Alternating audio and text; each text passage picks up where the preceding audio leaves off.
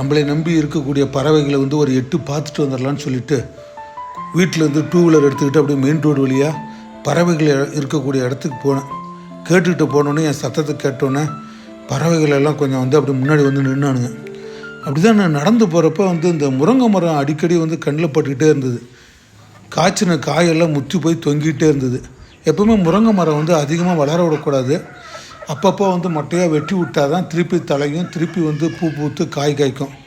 சரி, இன்றைக்கி வந்து என்னென்னா வந்து இந்த முருங்கை மரத்தெல்லாம் வெட்டி விட்டுடலாம், வெட்டியாக வந்து காயெலாம் காய்ச்சி முற்றி போய் தொங்குது அப்படின்னு சொல்லிட்டு இன்றைக்கி முருங்கை மரத்தை வெட்டிடலான்னு சொல்லிட்டு அங்கேயே ஏணிலாம் இருக்குது. சரின்னு சொல்லிட்டு மரத்து மேலே ஏணிலாம் வச்சு சாய்ச்சி சரி மொட்டையாக வெட்டி விட்டுறது. அது இப்போல்லாம் வந்து இப்போ கோபிச்செட்டிப்பாளையத்தில் அப்பப்போ லேசாக மழை பெய்யுது. மழை பெய்கிற சமயத்தில் இந்த மாதிரி ஒரு முருங்கை மரமெல்லாம் மொட்டையாக வெட்டி விட்டோம்னா திருப்பி தலையும் பூ பூக்கும், நிறைய காய் காய்க்கும்.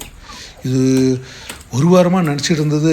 இன்றைக்கி தான் மூடு வந்து சரின்னு சொல்லிட்டு மரத்தெல்லாம் வெட்டிடலான்ட்டு அப்படி வெட்டி விட்டு இந்த மாதிரி முருங்கை மரத்தில் தலையெல்லாம் வெட்டி விட்டோன்னு வச்சுக்கோங்க, அங்கே இருக்கக்கூடிய பறவைகள்லாம் வந்து நல்லா விரும்பி சாப்பிடுங்க.